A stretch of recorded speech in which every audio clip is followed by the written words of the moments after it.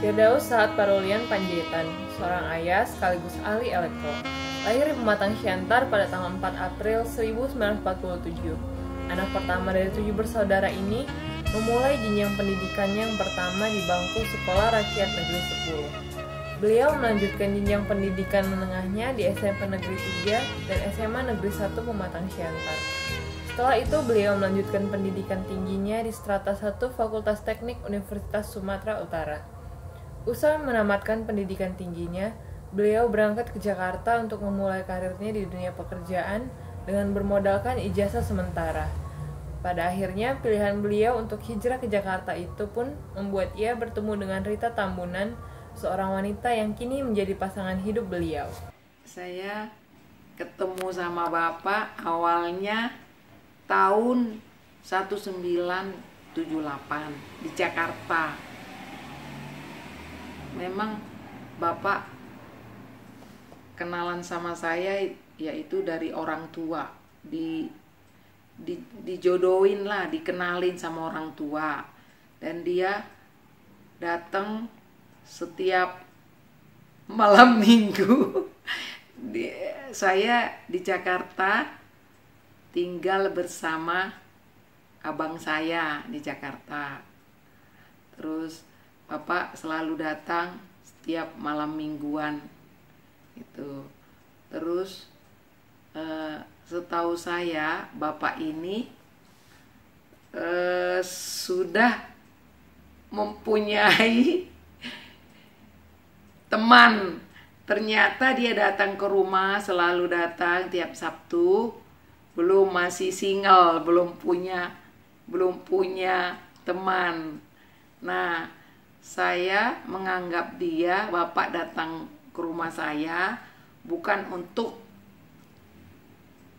memiliki saya, mau sama saya gitu. Jadi suatu hari saya kenalin teman-teman saya buat Bapak untuk supaya dia punya teman gitu, pendamping. Ternyata saya tanya, Bang, ini ada teman saya nih, mau nih sama kamu gitu kan. Terus dia jawabannya beda sama yang di hati saya. Kata Bapak, oh saya tidak mau dikenalin sama perempuan gitu, sama cewek. Saya maunya yang punya rumah, katanya. Nah, Bapak ngomong begitu, saya kaget setengah mati. Saya nggak menyangka kalau Pak Parulian Panjaitan mau kepada saya gitu. Karena kami berdua berbeda umur, jauh umurnya bedanya gitu. Cuman ya namanya dikenalin sama orang tua, jadi dia yakin nanti pada suatu hari dia akan mendapat saya gitu, mendapat saya sebagai istrinya. Nah, saya berteman sampai tahun 80. Nah, disitulah orang tua yang ikut campur di dalam hal ini, perkenalan saya sama Bapak. Orang tua saya mengatakan, inilah yang terbaik untukmu, jodohmu, katanya. Ya, namanya orang tua, ya memberikan yang terbaik buat jodoh saya. Terus saya juga yakin bahwa itu yang terbaik buat saya sama Bapak ini. Jadi kita berteman dari tahun 1978, 1979, dan kami menikah tahun 1980. Itu saya menikah dengan Bapak ini modal nggak punya modal, masih kontrak dan nggak punya apa-apa gitu, punya dari nol. Menikah, menjadi seorang suami, hingga menjadi ayah dari 4 orang anak laki-laki adalah dunia baru bagi beliau. Peran penting sebagai kepala rumah tangga menjadikan beliau sebagai sosok dalam keluarga. Usaha dan kerja keras beliau dalam mendidik keempat anaknya menjadikan Ronald Otom Baringin Panjaitan, Franklin August Maradu Panjaitan, Benny Richmond Pandapotan Panjaitan, dan Flynn Paraday Panjaitan akhirnya sampai pada pintu gerbang kesuksesan. Tanggal 21 Oktober tahun 1980 saya menikah dengan Bapak di Pematang Siantar ya. Terus anak kami pertama lahir tanggal 10 September tahun 1981. Terus anak kedua lahir tanggal 7 Agustus tahun 1982. Anak ketiga lahir tanggal 18 Mei tahun 1984. Dan anak kami yang keempat lahir tanggal 29 Januari tahun 1988. Kami dikaruniai anak 4. Cara Bapak mendidik anak-anak adalah Bapak selalu mengantar anak-anak itu pergi ke sekolah minggu setiap hari Minggu. Nah, itu bapaknya memberikan disiplin kepada anak-anak. Contohnya begini, kalau si adean minta sesuatu mainan kepada abangnya, terus abangnya tidak mau memberikan, bapak itu selalu memberikan mereka distrap gitu, disiplin. Ya, caranya distrap, nanti kakinya diangkat satu, terus kupingnya dipegang begitu kan. Jadi nanti anak-anak lama-lama mereka saling rukun gitu. Tapi ya namanya punya anak laki itu ya begitulah, dari mulai kecil sampai besar harus kita hadapin sebagai orang tua.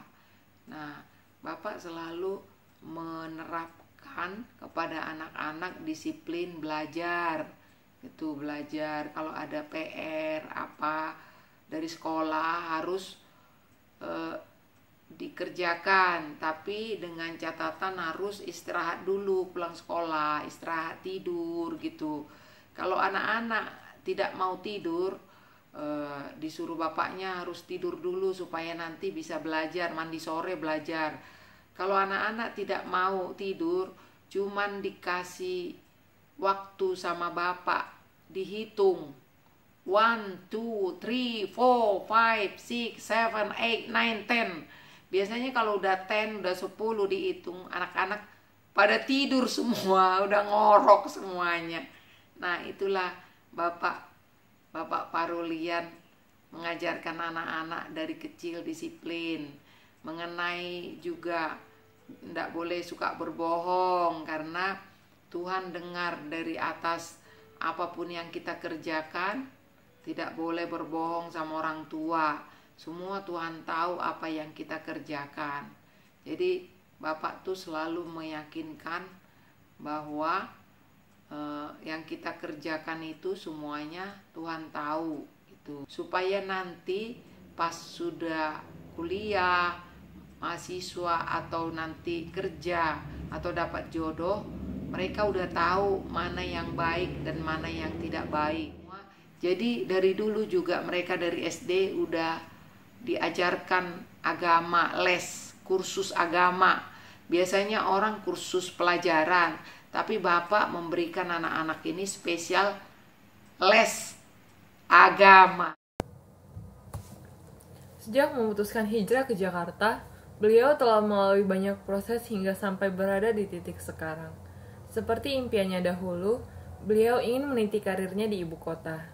Jenjang karir dimulai dari seorang staf pegawai di Pemda DKI, tepatnya di Dinas Pengawas Pembangunan Kota di Seksi Instalasi atau Mechanical Electrical sejak Desember tahun 1977. Tidak hanya itu, beliau juga berkarir menjadi konsultan Mechanical Electric khususnya pembangunan gedung tingkat tinggi dengan surat izin pekerja berencana atau SIBP yang diberikan gubernur.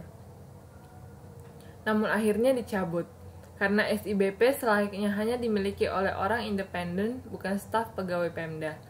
Juga mengabdi sebagai staf dosen luar biasa Universitas Pancasila sejak tahun 1979 sampai 2014, sampai akhirnya pensiun. Karir beliau tentu membuahkan kemajuan untuk Jakarta. Di antaranya adalah sejak tahun 1980, aktif dalam pembuatan perda tentang bangunan DKI Jakarta dengan amandemennya. Seperti yang diketahui bahwa pada saat itu, bangunan di DKI sudah lebih maju dan kompleks dibandingkan kota lain di Indonesia, sedangkan aturan di DKI Jakarta harus mengikuti kemajuan di negara lain. Maka untuk mendukung, dibuatlah perda tentang bangunan di DKI.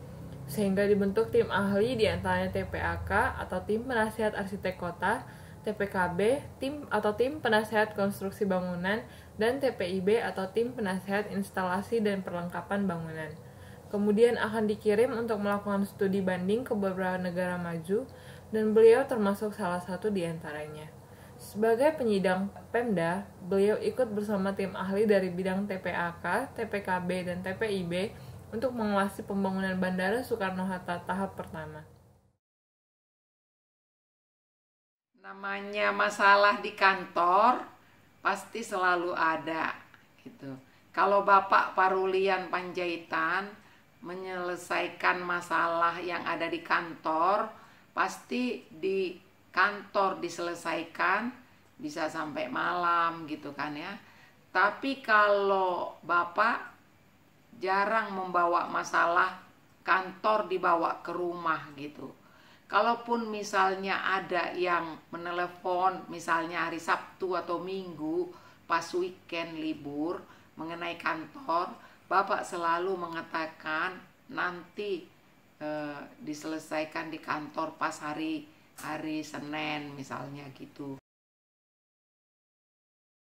Usia pensiun tidak membuat semangat bekerja Bapak Parulian turun.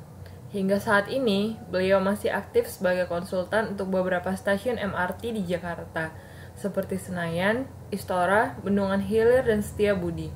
Juga sebagai konsultan proyek Sopodel di Mega Kuningan, Indonesia One, maupun apartemen Sifran di Ancol. Tidak sombong, serta mampu menempatkan diri dan bekerja sesuai dengan peran yang sedang ia pegang, baik itu dalam keluarga maupun dalam dunia pekerjaan, menjadi ciri khas Bapak Panjaitan.